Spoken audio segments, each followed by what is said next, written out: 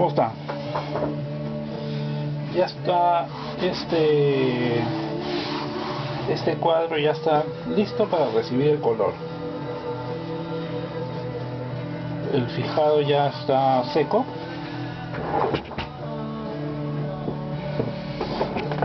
Tengo que verificar solo un par de cosas. La selección de pinceles que me ayude para hacer los llenados iniciales. Se siente que está bien.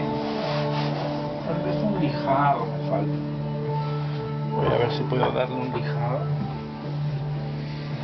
Es decir, suavizar un poquito. No tengo esta lija. Ya puse los colores en paleta, pero quiero suavizar un poquito la base.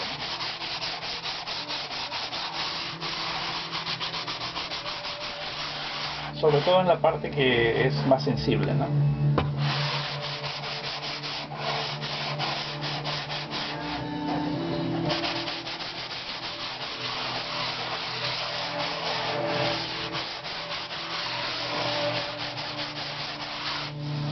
Entonces al tacto ya es mucho más liso y el pincel va a correr un poco más fácil, ¿no? Ya. Hasta ahí parece que todo correcto. Bien, el diluyente va a ser el Gamsol. Acá echaré entonces un poco, lo suficiente para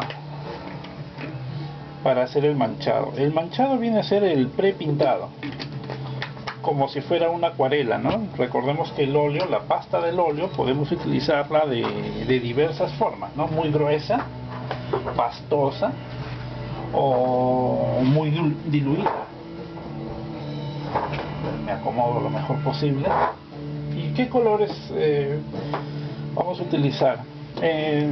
Siempre como que están de moda a veces tipos de paleta, ¿no? Reducciones que hacen los pintores para tener las cosas más claras, ¿no? Las mezclas más específicas, ¿no? Pero creo que eso no es lo importante. Es decir, escuchamos acerca de la paleta de Sorolla, Velázquez, la paleta de Rubens, la paleta de Rembrandt, la paleta de Zorn y las paletas de todo el mundo, ¿no? Pero eso no es lo importante. Es decir, podríamos tener todas sus paletas y aún así no saber qué hacer con ellas. Lo que tenemos que entender es cómo hacer las mezclas, o sea, cuál es el fundamento por el cual nosotros haremos la mezcla y colocaremos, ¿no? Y las variables son muchas, las variables, es decir, los conceptos por los cuales nosotros vamos a hacer una mezcla para que funcione una pintura. Eso es el curso mismo de pintura. Aquello sí demora mucho más que un video de 15 minutos, ¿no es cierto? Es difícil explicar todo eso y por eso es más vendible la idea de aprenderte una paleta, ¿no? Una paleta con las mezclas y bueno, puedes hacer ese ejercicio, ¿no? Pero le va a servir solo al que ya sabe los fundamentos de la pintura, es decir, los valores tonales, las temperaturas, las desaturaciones, las implicancias de colocar un color y cómo le afecta a otros colores, ¿no? Es decir, esa vibración que hacen los colores simultáneamente, ¿no? Cuanto más diferentes, más vibración. Entonces, ¿qué colores son los que voy a utilizar, creo yo? En mi paleta tengo entonces un poco de blanco, un amarillo cadmio,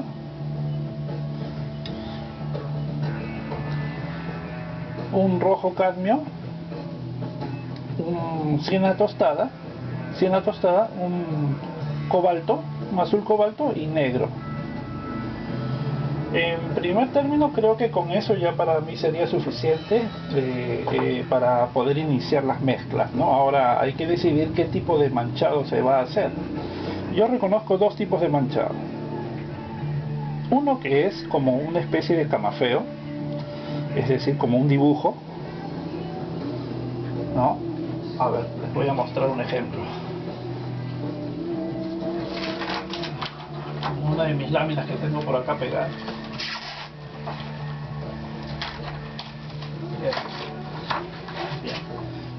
Voy a sacar una de mis láminas para mostrarles, ¿no? Este es un cuadro de Miguel Ángel que no lo terminó. Entonces vemos que este es su manchado. Estas secciones de acá son su manchado, ¿no? Sobre todo esta, creo que es esta más. Entonces vemos ahí unas líneas y unos valores tonales que ha puesto muy suaves, ¿no? Y luego ya viene él con el empaste y fíjense cómo ha terminado ya el resto de partes, ¿no? Bien, esa es, digamos, una manera clásica de trabajar, ¿no? Lograr entonces los contornos fuertemente y las luces y las sombras muy suave con una pintura muy diluida, ¿no? Como si fuera acuarelada. Y después ya con eso reconocer los empastes, como serían. Voy a sacar esto de acá.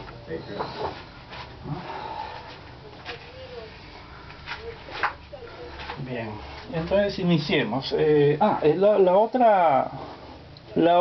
otro tipo de manchado es ya directamente con los colores, ¿no? Es decir, los colores locales, ¿no? De cada uno, o color propio también se le llama, ¿no? Por ejemplo, el color piel tiene un color reconocible de piel, el cabello es otro, el cielo es otro, el traje de color violeta es otro color local.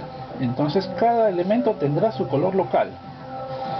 En base a eso podemos hacer una gama de valores de cada uno, ¿no? La piel, el gorro, el traje, el cielo, la nube, cada uno con su valor local, ¿no?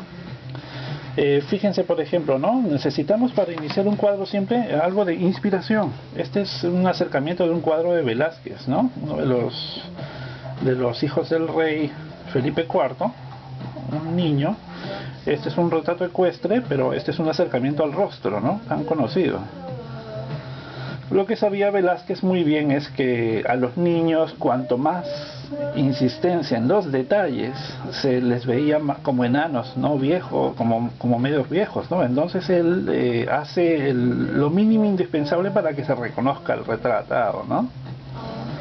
Eso me da a mi pie a que cuando yo haga mi cuadro trataré de darle esa misma calidad en cuanto a la suavidad del rostro infantil, ¿no? Aquí se marcan muy bien los ojos, tal como ocurre con los niños, ¿no? Los niños tienen sus ojos muy grandes en relación al resto de la cara, y como imagen esto es lo que se suele observar, ¿no? Esa suavidad de valores también en relación a las partes oscuras es encantador, y también los detalles, ¿no? Fíjense el estilo de cómo él coloca los detalles sueltos por manchas, ¿no es cierto? Es algo tan pictórico, por eso se dice que Velázquez es el pintor de los pintores, o el pintor para los pintores, ¿no? Nos da cátedra de cómo se utilizan las masas y las líneas, ¿no? Las líneas. Muy bien. Entonces es otra parte de la inspiración, ¿no?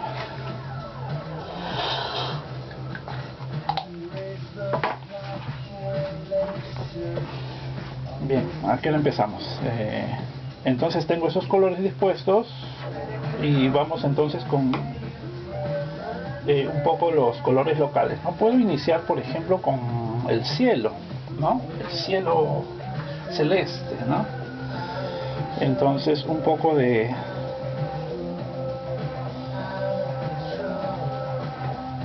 Damsol, tomo un poco de cobalto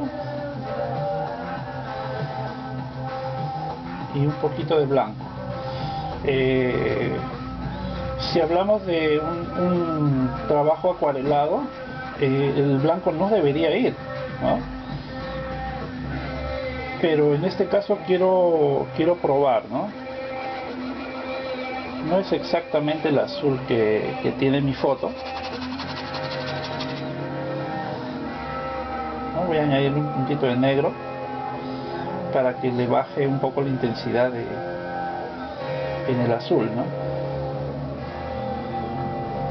Que siga siendo azul, pero lo voy a desaturar un poco, ¿no? Cuando mezclamos con gris o con blanco o con negro, lo que ocurre con el color es que se baja la potencia cromática, y a eso le llamamos desaturación, ¿no? Un color promedio, ¿no? Que no que no cambie mucho la sensación de celeste.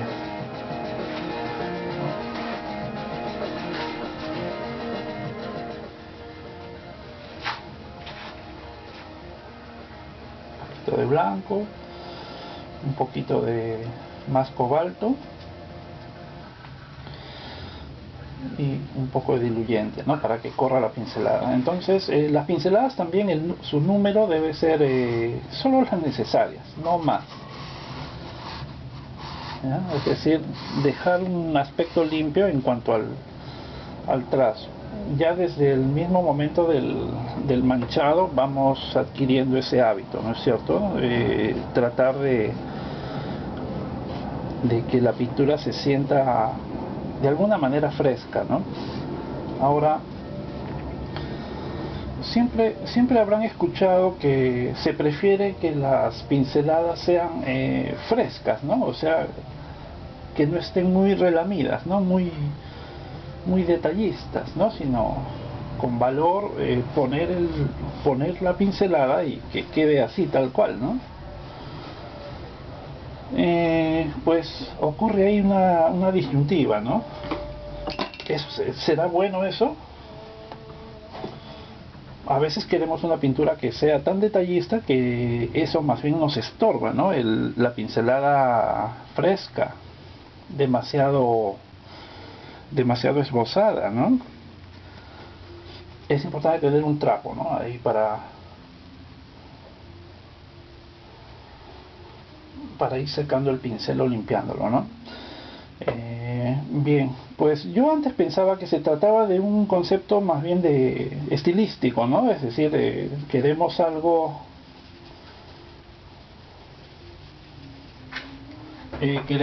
fresco, como hacían de repente los impresionistas, ¿no? Estoy viendo que me hace falta otro azul, un ultramar, ¿no? Porque las sombras de las montañas son decididamente ultramar. Entonces coloco un poquito de ultramar ahí, porque mi cobalto se va para otra gama, ¿ya? Y lo que veo que puedo hacer es darle belleza de color desde el comienzo, ¿no? Entonces ultramar, un poco de blanco para bajarle el valor tonal.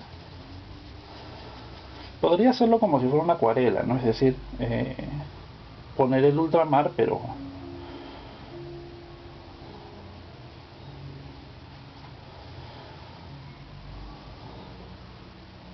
¿no? Sé que estas partes de las montañas son con una sombra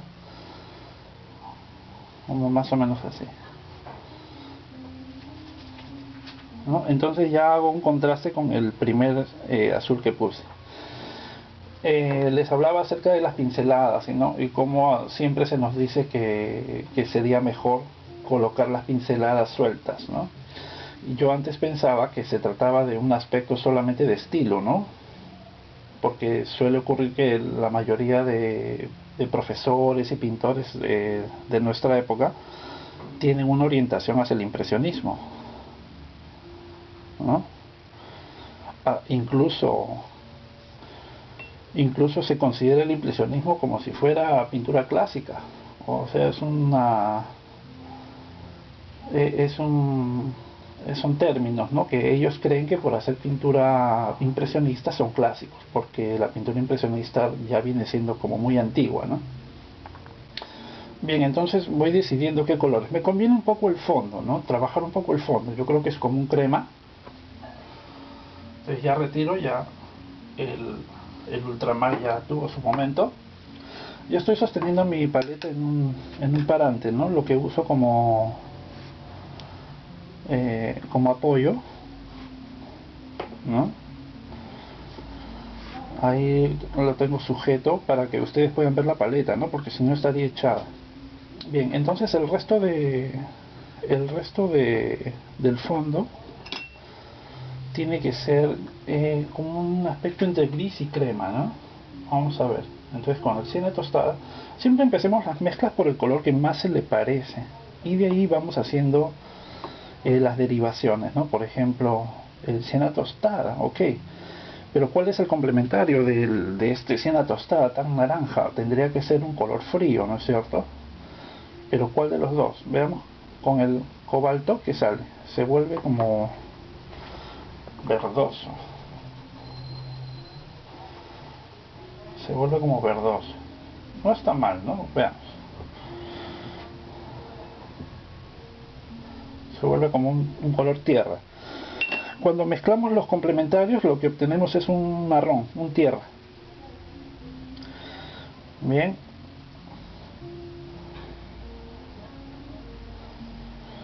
Hay que hablar de los colores tierras también. Hay una confusión muy grande que a veces me han comentado, ¿no?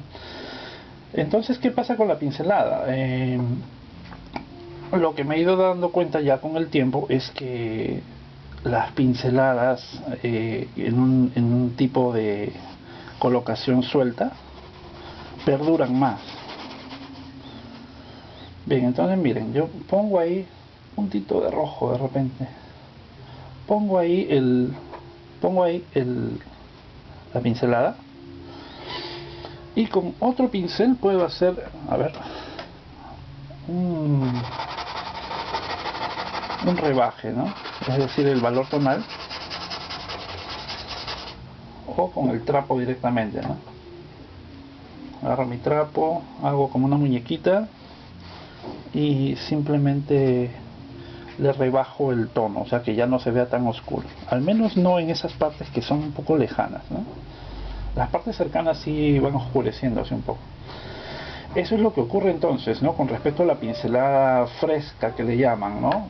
No se trata solamente de un concepto de estilo, ¿no? Para que se vea suelto, fresco, sino que técnicamente, y estoy convencido, ¿no? Que es así como el color permanece limpio y no se perturba con el paso del tiempo. Bien, entonces yo lo que hago es tratar de observar toda el área como si fuera un plano, que cambia muy poco, al menos en esta primera parte. El Gamsol, mezclo un poquitito de rojo, un poquitito de cobalto, y sigo bajando, ¿no?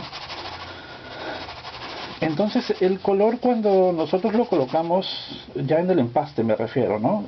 Con pocas pinceladas y certeras, ese color no cambia, a diferencia de cuando nosotros persistimos en las pinceladas, aplastamos y aplastamos y degradamos el color mucho. Entonces ese color a la semana siguiente se muere. La sensación del color se va muriendo, es decir, la pureza del color. O sea, si empastamos, digamos, un bellísimo tono de rojo indio, por ejemplo, ¿no? Lo empastamos, y si lo hacemos con pocas pinceladas, ¿no? Con una capa sólida y simple, ese color va a ser estable, ¿no? Van a pasar 20 años y sigue igualito como tú lo pusiste, ¿no? Pero si haces al revés y agarras un pincel pequeñito y comienzas a aplastar el color, aplastarlo, es decir, frotarlo,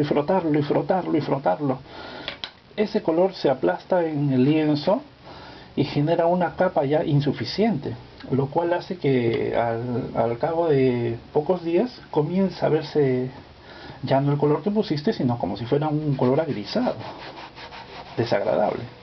No es el color puro y vivo que pusiste al comienzo. ¿Ya? Entonces hay que tener cuidado con la colocación del óleo. Son condiciones con las que el óleo permanece, ¿no es cierto? Bien, entonces es acá como un juego en donde voy proponiendo un color parejo, y después ya puedo venir con otro pincel y hacer un cambio, ¿no? Por ejemplo, acá las montañas tienen como una sombra, ¿no? Yo me estoy guiando acá de mi lámina que le he puesto arriba. Entonces ya tengo este color como ese crema claro, ya lo tengo ahí colocado. La sombra de la montaña ya está ahí puesta, y me faltaría un poco la sombra de esta nube, pero lo agrisa mucho el color, ¿no? Vamos a ver, y algo de vegetación también hay, ¿no?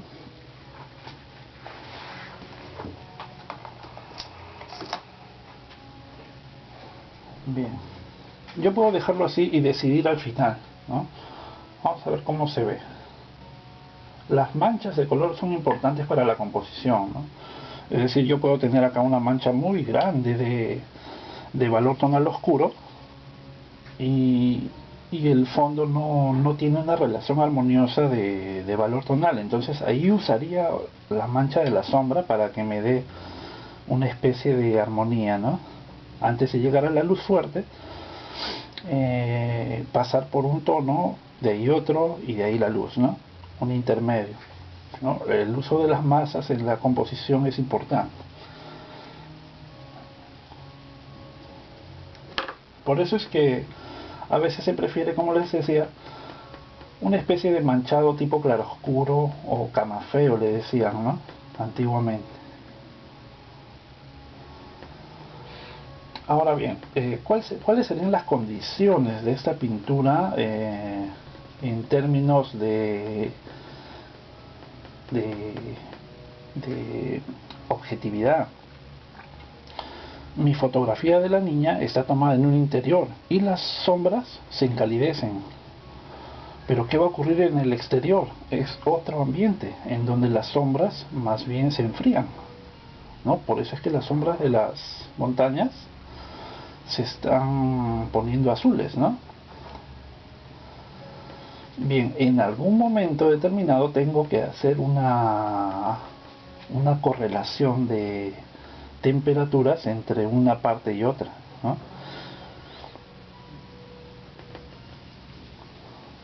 Recordemos nosotros que las condiciones de la luz y la sombra en cuanto a las temperaturas es que a luz fría, sombra cálida, y a luz cálida, sombra fría, ¿no? La temperatura es una sensación que nos producen los colores, ¿no?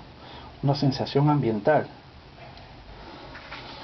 Bien, entonces eso me gusta, es decir, no voy muy al cálido ni muy al frío en ciertas partes, ¿no?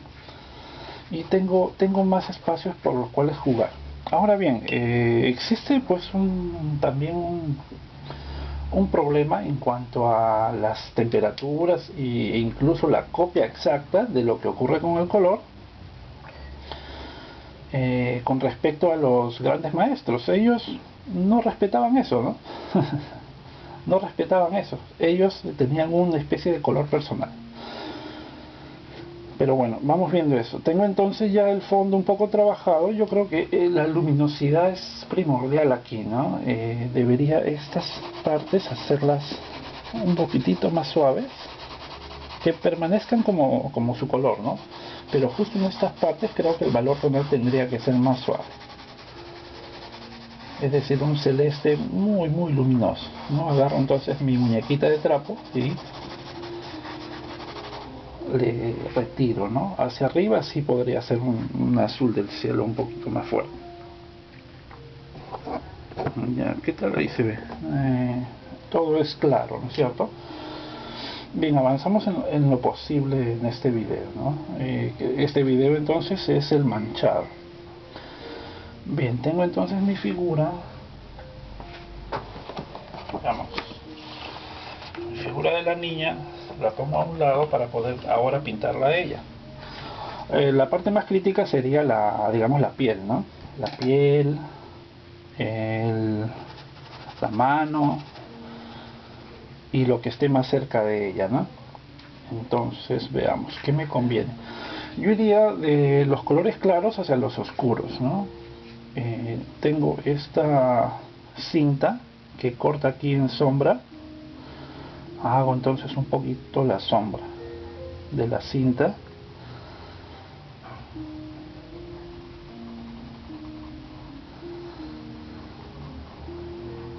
Luego tengo el color de la piel, ¿no? Limpio acá un poco porque si no esos colores grises se me van a ensuciar. Mi paleta ya estaba un poco sucia, ¿no? Como todo pintor que se respete. Es decir, paleta nuevecita y blanca. es porque te la acabas de comprar y nunca has pintado. Pero no importa eso. Veamos entonces, como siempre, ¿no? Hagamos entonces la piel, ¿no? La carita en sí.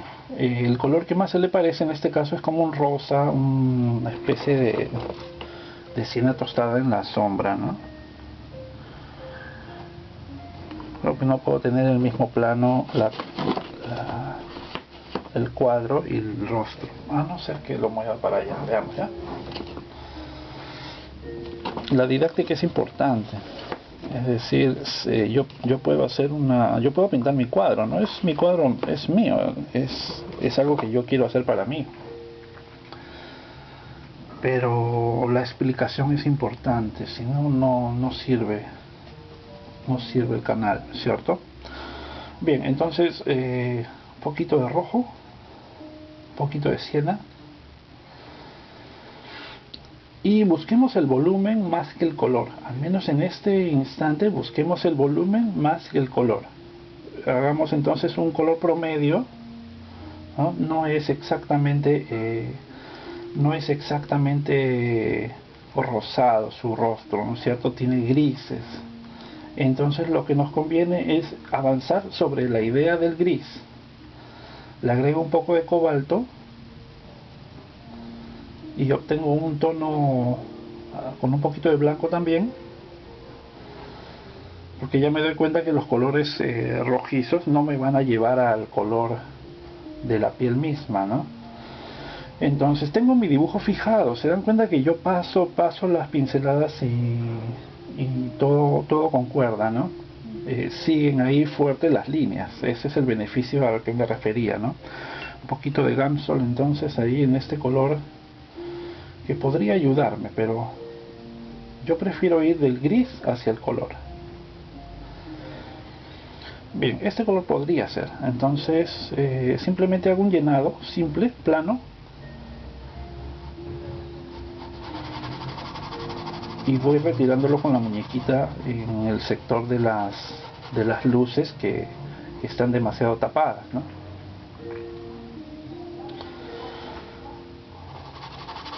O así con el pincel podría ser también. Este es el manchado, acuérdense, ¿no? Esta etapa, si bien es importante, todo el empaste va a ir tapándolo, ¿no? Todo el empaste va a ir tapando ese manchado. Cuando el motivo que vamos a pintar es de verdad muy difícil, complicadísimo, de repente para el nivel que tengas de pintura, lo más recomendable es hacer un dibujo primero, reconocer verdaderamente todas las partes, cómo son y cómo cambian su estructura, sus valores tonales, es decir, te apoderas de la imagen y ya con eso ganado, ahora sí pasas a la pintura y no vas a tener problemas de conseguir el volumen, y incluso los colores van a estar bien colocados en su sitio correspondiente, ¿no? Bien, en este caso he ido casi directo, ¿no? Estos colores ahí de las sombras, simplemente estoy colocando el mismo color, de repente un poquito más de siena tostada, un poquito más calientes, ¿no? Hacia las sombras entonces, y un poquitito más de rojo.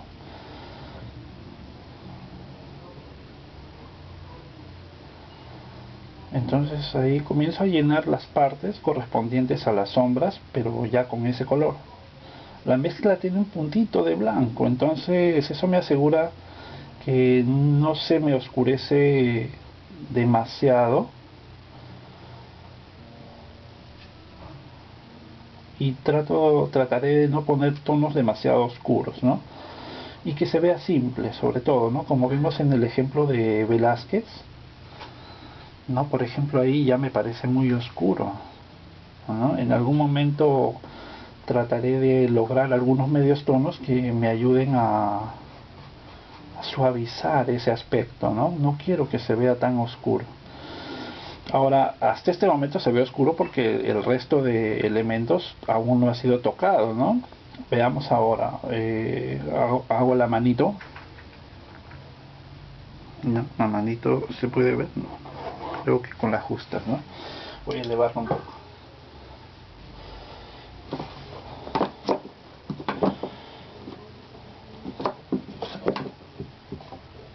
Ahí. Sí, ahí ya se puede ver, ¿no? Hago el mismo proceso entonces, ¿no? Es el mismo color local, pero como se va un poco hacia la sombra, hacia abajo, por la luz viene de arriba, sí, existe entonces una apariencia un poco más grisácea. Hago el llenado del color local de la piel.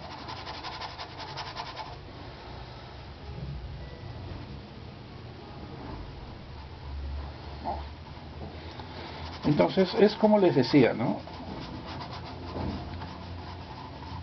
Si queremos que el color se vea bastante vivo y por siempre, fresco y vivo el color, pues no lo torturemos, no hagamos un empaste demasiado relamido y frotado, ¿no? Lo justo y necesario, y ahí nos detenemos, ¿no? Eso voy a repetirlo una y otra vez porque me parece que es importante.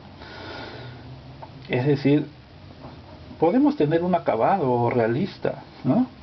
Pero la capa y la manera en que ponemos el óleo tiene que ser colocada de una manera en que pensemos que cómo va a sobrevivir ese lienzo, ¿no? Esa capa, y no hagamos algo que haga que el color vaya cambiando con el tiempo, ¿no? Aquí doy micromezclas, un poquito más de siena, un puntito de rojo, para ir llenando las áreas de sombra, ¿no? Que yo ya las tengo marcadas desde el dibujo.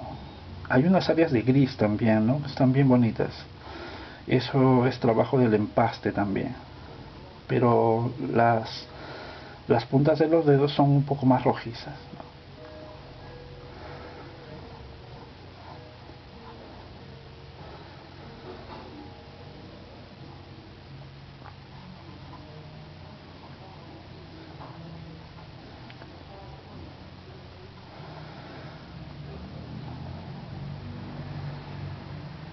Luego, una paleta reducida no es algo que yo recomiende en un inicio de la carrera, ¿no? O de tus estudios de pintura. No te recomiendo una paleta reducida, ¿no? Una paleta reducida le va a servir al que ya tiene la mano experta, ¿no? Porque puede venir, hasta incluso puede venir tu profesor, ¿no? Y te va a decir, miren, para conseguir buenas composiciones vamos a trabajar solamente con 5 colores, pero en la naturaleza hay muchos más, ¿no? En la naturaleza hay muchos más colores y te los vas a perder si es que reduces tu paleta desde el comienzo, ¿no? En un inicio, la manera en que trabajo en el taller es que al alumno le pongo los colores necesarios, ¿no? Algunos tierras, incluso el negro, ¿no? El blanco, dos azules, dos rojos y así, ¿no? Entonces va reconociendo cómo ir haciendo las mezclas. Cuando ya comprendió bien cómo funcionan las mezclas, ahora sí, ya puede elegir con más conocimiento por qué no necesita tantos colores, ¿no es cierto? Pero con ese conocimiento y no como si fuera una receta que desde el comienzo limitamos nuestra paleta. Eso no tiene sentido didáctico. Tal vez económico, sí. Ya, entonces voy centrándome en las luces poco a poco, ¿no? Pero poco a poco. Y hacia arriba la carita necesito, a ver, entonces ya tengo la mano, ¿no? Me faltarían entonces un poco los golpes de color que veo en la carita, ¿no? Y por ejemplo los labios son más rojos,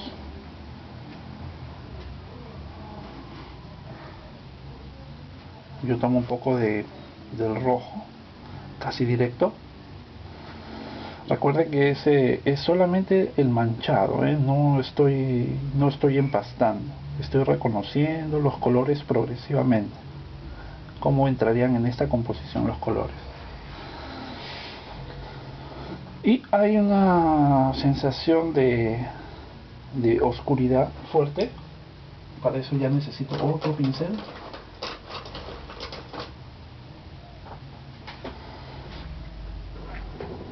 No, otro pincel, y con el siena tostada y el cobalto y un poco de ultramar forma un tono pardo, nuevamente un tierra. Les iba a comentar acerca del tierra, ¿no? El libro de paleta y mezcla, yo escribí que los colores tierra son bellísimos, ¿no? Son muy naturales y son bellísimos. Y por ahí me comunicó uno o dos personas diciéndome de que no, que más bien los tierras son colores sucios. O al menos así se lo habían hecho aprender, ¿no? Que los colores tierras había que evitarlos. Nunca mezcles los complementarios porque se aniquilan los colores y se ensucian. Así me lo repetían como si fuera la ley. Bien, aquí entonces yo estoy colocando los oscuros, ¿no es cierto? Hay un brillo ahí. Y cosa extrañísima, ¿eh? A mí nunca me enseñaron eso, ¿no? Como que los colores tierra son colores sucios. Es un despropósito, ¿no? Si se ven espléndidos, ¿no? El ocre, por ejemplo. Los colores sienas, ¿no? Son tan utilizados en la pintura clásica. Pero como les digo, hay todo un... ¿Cómo se puede decir? Hay toda una tendencia a conceptos, hacia los conceptos impresionistas, ¿no? De los impresionistas, la paleta. No se puede usar el negro, no se puede usar los tierras. Todo eso viene de paleta impresionista, ¿ya? Pero los impresionistas, ¿qué hacían? No pintaban en taller, ¿no es cierto? Los impresionistas salieron del taller. Bien, acá con un poco de tierra estoy... Pero es una tierra que las luces son frías, ¿no? Simplemente cubriendo un poco del cabello, ¿no? Entonces ya cuando voy colocando estos colores que verdaderamente ya son oscuros, mejor tomo este pincel, un pincel más amplio, y ahí recién me daré cuenta si mis tonos de piel, o sea los valores tonales, están correctos o se me han oscurecido mucho, ¿no? Entonces ahí con un pincel plano, está así como aguada la pintura, voy pasándole ahí. La pintura es hermosa, es bonita, no hay que tenerle miedo, ¿no? Pero sí lo recomendable es haberse pasado un tiempo dibujando, ¿no? Dibujamos para luego pintar con más soltura, con más calidad, ¿no? Bien, entonces tengo esa parte casi concluida, ¿no? Como dijimos, ¿no? Pequeños toques y dejar muy suave la piel. ¿Por qué? Porque es una niña, pues, no es un adulto. Entonces si yo comienzo a reforzar que los músculos, que el volumen, que el detalle, no, se vuelve el rostro de un enano, ¿no es cierto? ¿Cuántas veces nos puede haber pasado eso? Bien, ahora voy con el color local. Hablamos que el color local de los claros antes que los oscuros, ¿no? Entonces la tela de seda es como un crema, ¿no? Tengo este color rojo acá.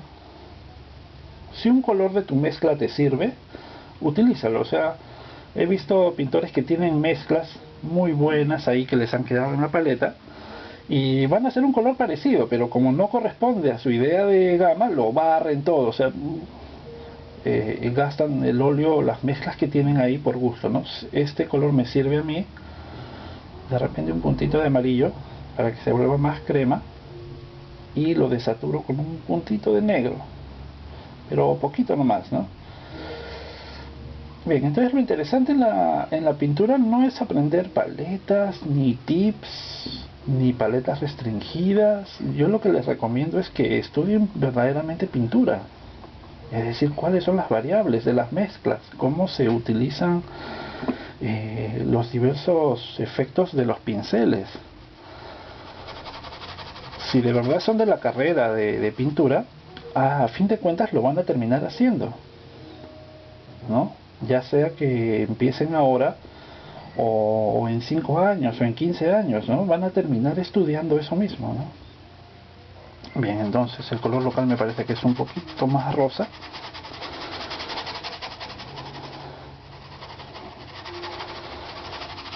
Y con el trapo nuevamente saco las luces más fuertes, ¿no?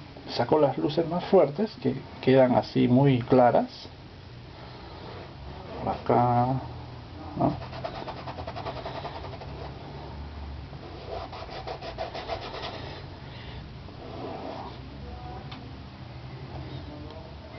Todo esto es la luz, ¿no?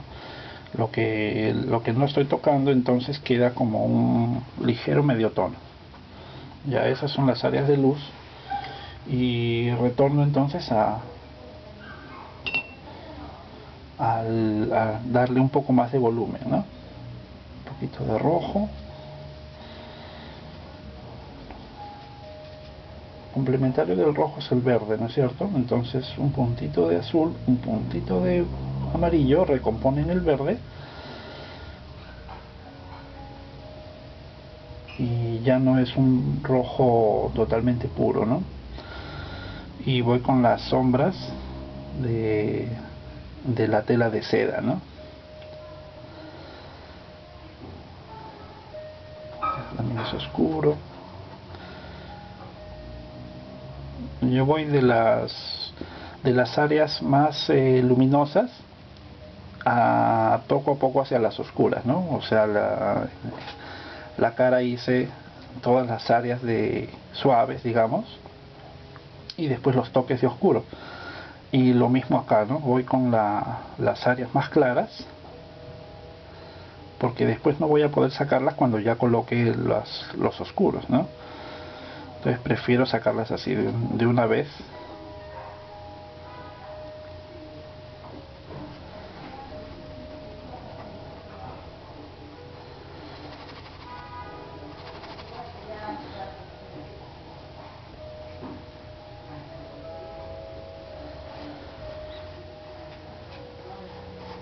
Todo esto es área de sombra, pero es una tela de valores tonales bien suaves, ¿no?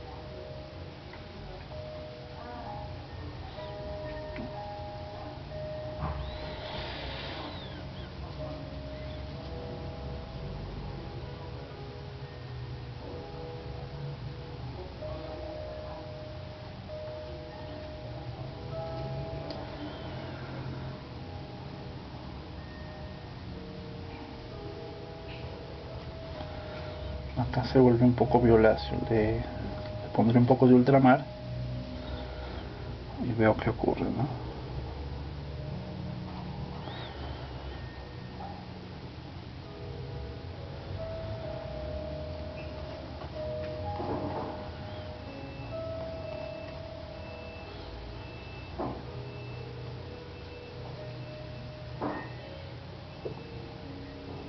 Acá lo mismo, se va oscureciendo ligeramente esta área, y acá también.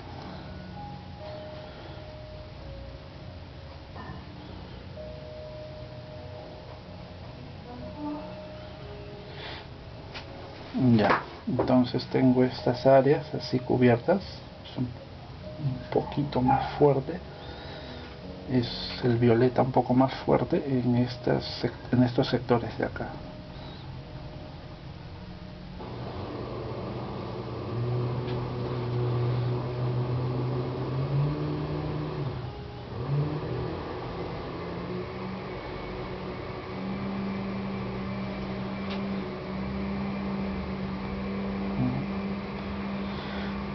si una parte de la mancha, esta es la mancha, ¿no es cierto? El manchado o prepintado, queda buenísima, ¿no? Queda espléndida y depende del tipo de pintura que estemos haciendo, puede quedar tranquilamente, ¿no? En tu composición, o sea, ya no necesitas tocarla más y se ve estupendo, ¿no? Pero son cuadros de un tipo de acabado así esbozado, tal vez, ¿no? No estaría mal, ¿no? A veces por terminar mucho un cuadro, pues justamente ahí caemos en como en una especie de relamido que no es agradable, ¿no es cierto? Bien, si queremos un acabado más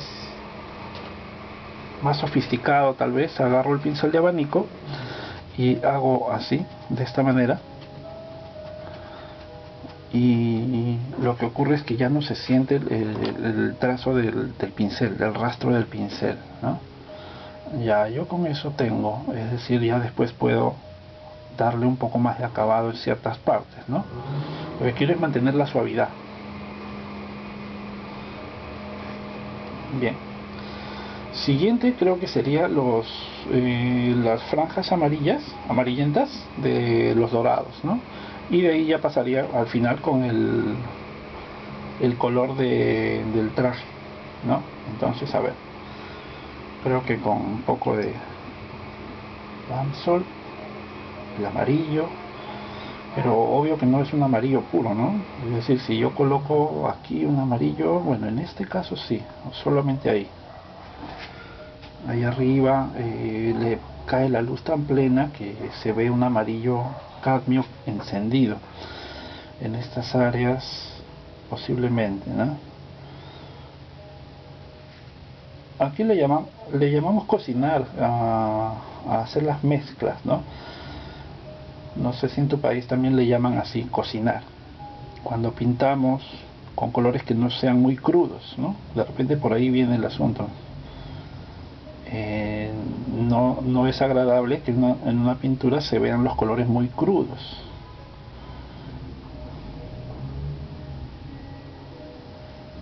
Bien, entonces yo lo que voy haciendo es eso, ¿no? Colocar los dorados en ciertas partes que si yo pintara los oscuros, ya no podría regresar a ellos, ¿no?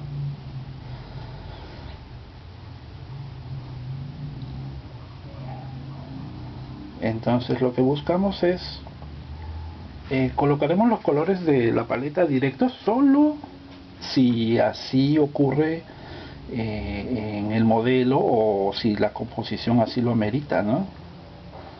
Nunca digamos que eso es malo, sino que depende de qué tipo de composición estemos haciendo. Ahí sí el juicio cambiaría de correcto a incorrecto, ¿no? Hay que ser flexibles en cuanto a los conceptos.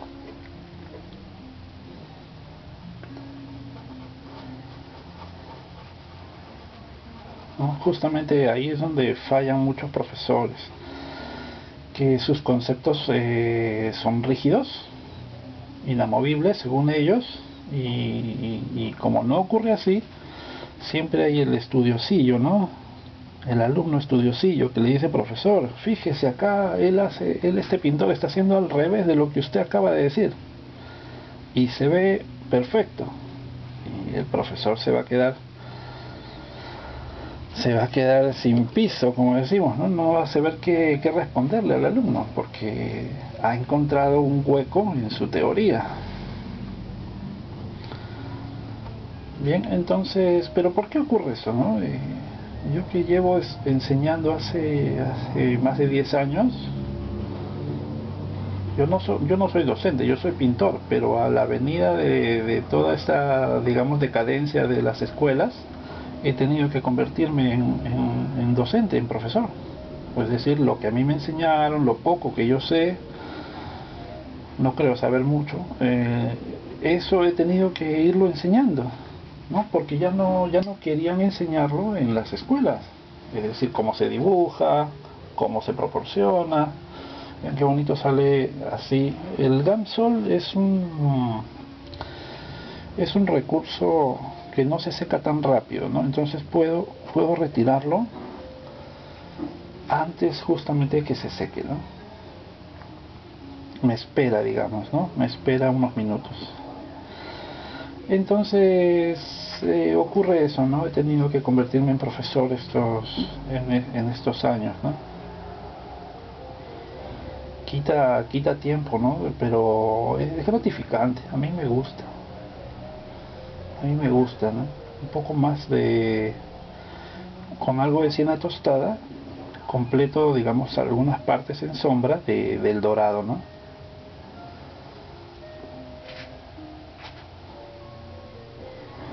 Entonces aquí esto básicamente siena tostada, toda la parte de abajo siena tostada. En ese caso, por ejemplo, el siena tostada viene perfecto, no veo gran cocina que ponerle, ¿no? Es un color bastante vivo, bastante puro, ya desde el modelo, ¿no? Entonces no me hago mucho problema, así mismo lo hago yo, ¿no? El dorado es como un color del sol, ¿no?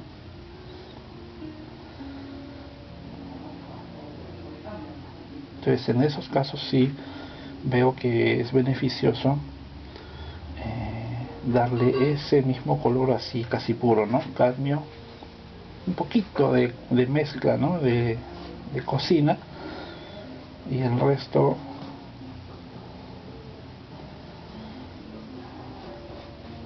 aquí abajo los dorados. Allí en la sombra también tiene un poco de dorados, pero son bien profundos, ¿no? Un poquitito de ultramar.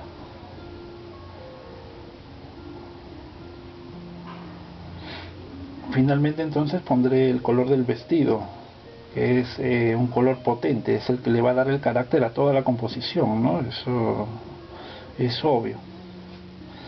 Y los pajaritos, ¿no? Al final los pajaritos. Entonces ya estoy con los puntitos del traje, es decir, eso es lo que estoy haciendo, ¿no es cierto? Esos puntitos ¿cómo le llaman? Pues las aplicaciones de piedritas, se las puedo poner fácilmente después, ¿no? Pero lo que necesito es la masa general, que es la que ya me toca hacer ahora, ¿no? Entonces en mi paleta tengo que buscar un color ahora sí oscuro, un poquito más cargado, ¿no? Es como el rojo, es como un poco de azul tal vez, se forma como un violeta, ¿no? Pero no es exactamente un violeta, tal vez en la parte de arriba, ¿no? Puedo probar, ¿no? La pintura tiene que ser como una experimentación, ¿no? Este color tan encendido, voy a ponerlo ahí arriba.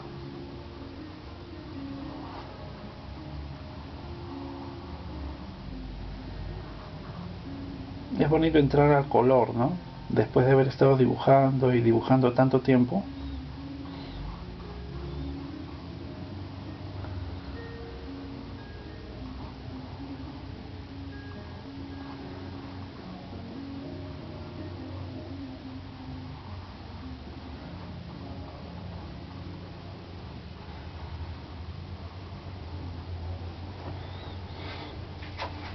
Yo creo que esto solo se puede explicar si acerco un poquito la cámara. El llenado que vamos haciendo es ahí como dibujando los contornos, ¿no? Tiene que ser bastante simple, ¿no? Y en la paleta tengo entonces el color bastante disuelto. Si es que hay toques oscuros no me preocupo, o sea, puedo irlos colocando después, ¿no? Pero ahorita lo que quiero es el contorno firme. El contorno firme, ¿no? Ese que se ve ahí en el gorro. Entonces casi ya no veo el modelo, solo veo mi dibujo. y trato de seguir ahí. Es difícil grabar y pintar a la vez, ¿no? Tratando de enfocar un poco, ¿no? Bien. Y estas zonas de acá también lo mismo, ¿no?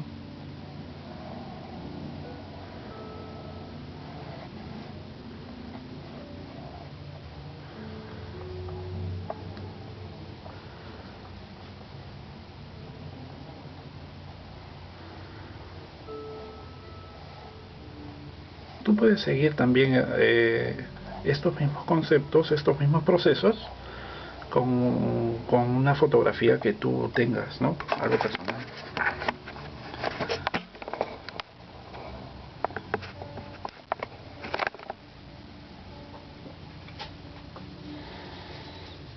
Entonces es como si pintaras conmigo ahí, ¿no?